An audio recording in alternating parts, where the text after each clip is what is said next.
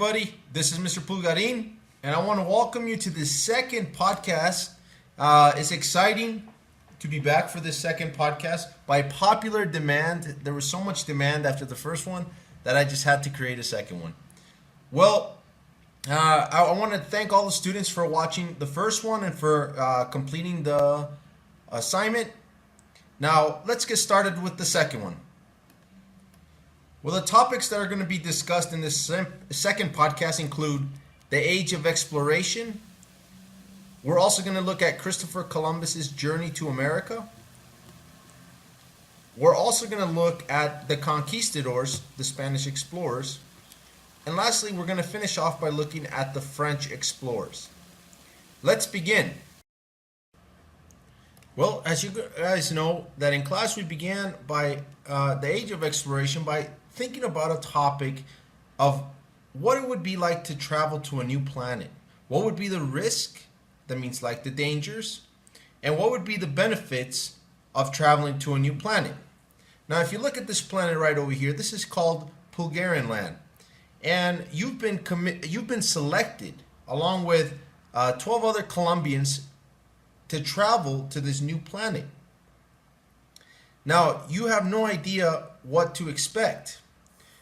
But some of the benefits that we talked about were fame, new resources, the thrill of adventure, and curiosity, finding out what's out there. Of course, some of the risks of traveling to this new planet are that there might be a lack of resources. You might run out of food or water or oxygen.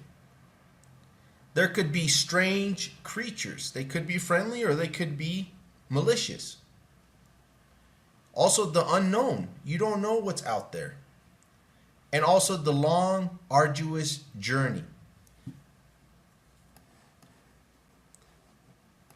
Well, the reason we were looking at the risk and the benefits of traveling to another planet was because we were trying to draw parallels between what we would feel traveling to a new planet and what the European explorers felt during the age of exploration, which is from the 1400s to the 1500s. Let's begin by looking at some of the ways they overcame the risk of travel with new inventions. Let's look at Prince Henry the Navigator. Well, the age of exploration begins with Prince Henry the Navigator. Now, we talked about Prince Henry, that he had a desire to create a better ship. And so he brought around experts from all around the world to Sagres, Portugal, to work on a better ship design. The ship that they created was called the Caravel. Now, the Caravel had long billowing sails and it was able to travel further than any other ship at the time. This ship made longer exploratory voyages possible. Now, you have seen this ship because it's on the Columbus School t-shirt. Now, like we talked about, the logo for the school represents the coming together of two cultures, of the Europeans on one side and the Native Americans on the other side. And what made it possible was this ship called the Caravel. Although new ship designs made longer exploratory voyages possible, there were still many fears that explorers faced.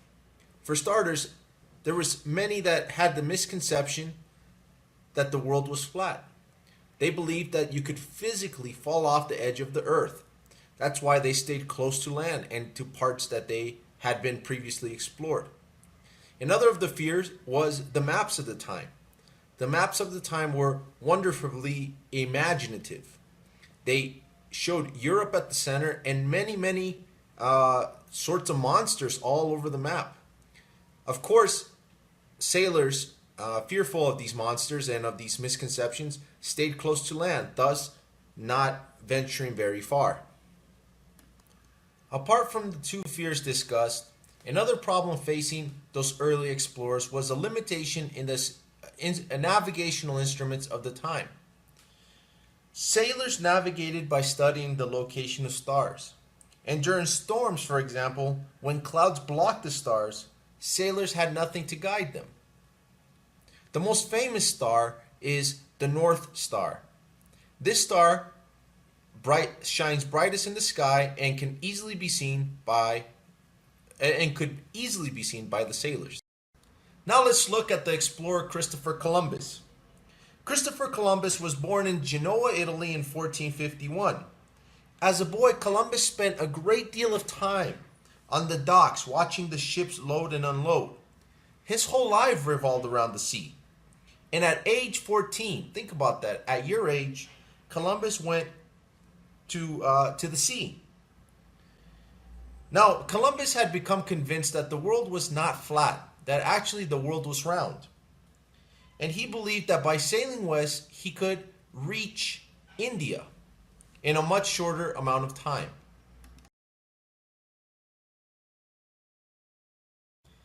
Columbus was able to convince King Ferdinand and Queen Isabella of Spain to support his journey. So in 1492, the monarchs gave Columbus enough money to buy 3 ships, the Santa Maria, the Pinta, and the Nina. And in August 3rd, 1492, Columbus set sail from Palos, Spain. Columbus's original goal was to chart a shorter route to India. And as he sailed west in 1492, he thought he had actually reached India when in fact he had reached the Bahamas next to the Caribbean Sea. Christopher Columbus and his men landed in an island off the Bahamas named San Salvador. Now, as you can see from this picture, this is the first encounter between the Native Americans and the Europeans.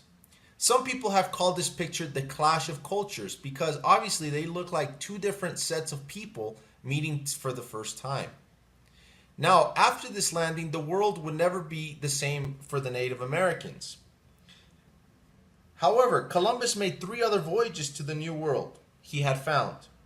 His discoveries would pave the way for many explorers who would live after him. Now, an easy way to remember when Columbus landed in the New World is by using this little mnemonic device. Repeat after me. In 1492, Columbus sailed the ocean blue. Now, this little mnemonic device helps you remember the year that Christopher Columbus sailed towards the New World. Columbus's discovery of the New World had a profound effect on Europe. All of a sudden, European countries such as Portugal, Spain, France, and England began racing to claim land in this new world. We're going to begin by looking at the Spanish and what their claims did to the New World. Now, the name given to the Spanish explorers was the word conquistadors. Now, conquistadors is a Spanish word meaning those who conquered. And we talked about this word, about how fitting this word is for the conquistadors or for the Spanish explorers, since they came to this new world with 2 objectives. 1, to conquer the land, and 2, to conquer the Native American populations. When the conquistadors arrived in this new world, it was obviously clear that they had better armor and better weapons than the native populations. Since South America at that time was a very hot place, the Native Americans, they dressed in light clothing. The conquistadors, on the other hand, came to the land heavily protected by the finest armor the world had ever known, or knew at that time. Almost every inch of their body was covered. The conquistadors also had better weapons. Although the Native Americans fought with arrows, spears, and hatchets, the Spaniards, or the conquistadors on the other hand, had sharp swords, crossbows, and fired guns and cannons. Needless to say, the battles between the Native American and the conquistadors were a disaster for the Native American populations. Some of the effects that happened as a result of this contact between the Europeans and the Native Americans were 1, that many Native Americans were enslaved by the conquistadors and or killed. And 2, Native Americans acquired new diseases which they had no defense for. Their bodies had no defense. And over 90% of the Native American population died as a result of these new diseases. The deadliest disease was called smallpox. As a result of this contact between the Europeans and the Native Americans, the Native American life would never be the same again. Over 90% of them were killed by diseases, like discussed in the previous slide.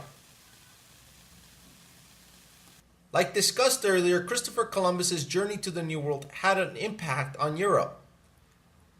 Many European countries wanted to come to North and South America to claim land. France was no exception. France sent many explorers to this new world in order to establish and claim land. Now, two of the explorers that most famous French explorers are Samuel de Champlain and Jacques Cartier. Now, these explorers treated the Native Americans way differently than the Spanish conquistadors. Unlike the conquistadors, these explorers made friends with the Native Americans, and they established trading routes with the Native Americans. Now lastly, let's compare and contrast the Spanish explorers with the French explorers. Like stated earlier, the Spanish explorers or the conquistadors came to this new land with a desire for gold and for other riches. Essentially, they wanted wealth. They also treated the Native American population extremely badly. On the other hand, the French came mostly to trade with the Native Americans. And unlike the Spanish conquistadors, the French treated the Native Americans with respect. This podcast was created by Mr. Pulgarin for his students at the Columbus School in Medellin, Colombia. This podcast was brought to you by Big Brain Productions. The more you learn, the more your brain grows. Thank you.